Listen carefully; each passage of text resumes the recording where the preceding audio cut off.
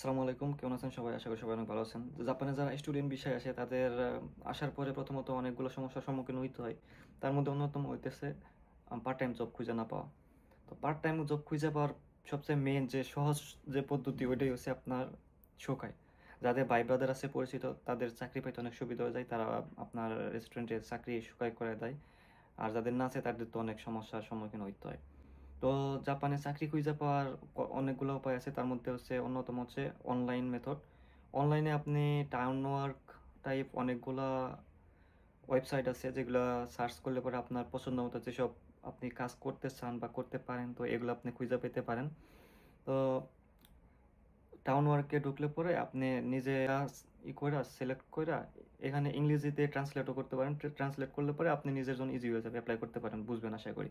তো এভাবে কইরা আপনি ইন্টারভিউ শিডিউল নিতে পারেন। তারপর ইন্টারভিউ দেয়া যদি ভাগ্য ভালো থাকে ইনশাআল্লাহ চাকরি হয়ে যাবে। এরপর বিভিন্ন দোকানে যাদের লোক লাগবে তারা ওই বসু-টসু টানায় রাখে। তো এখানে আপনি ফোন কইরা কথা বলতে পারেন, দোকানে ঢুইকেও কথা বলতে পারেন। আবার একই বা কনভেনিয়েন্স স্টোরের বিভিন্ন জায়গায় আপনার ওই জার্সি লাগানো থাকে। জার্সি রাখা থাকে যেগুলোর মধ্যে আপনার ওই আরবাইতো বসুচু যেগুলা লোক লাগবে ওইরকম থাকে। হুম? আর এসব ক্ষেত্রে আপনার ভাষা যদি একটু ভালো থাকে তাইলে পরে আপনার সুবিধা হয়ে যায়। অনেক সহজ হয়ে যায়। কারণ আপনার কমিউনিকেট করতে হবে যাদের সাথে আপনি কথা বলবেন। ফোন দিয়েও যদি কথা বলেন বা ইন্টারভিউ যান নিজে।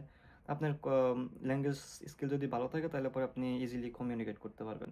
সেই ক্ষেত্রে আপনার জন্য ভালো। তাই জাপানি স্টুডেন্ট ভিসায় আসার আগে অন্তত M4 যদি কমপ্লিট করে আসতে পারেন তাহলে আপনার জন্য সুবিধা হবে। আ যতটুকু সম্ভব কষ্ট করে হইলে পরেও ভাষা যতটা সম্ভব ভালো করে শিখে আসেন। জাপান আপনার জন্য ইজি। তো আশা করি সবাই বুঝতে পারছেন। ভালো থাকবেন। আমার জন্য দোয়া করবেন। আসসালামু আলাইকুম।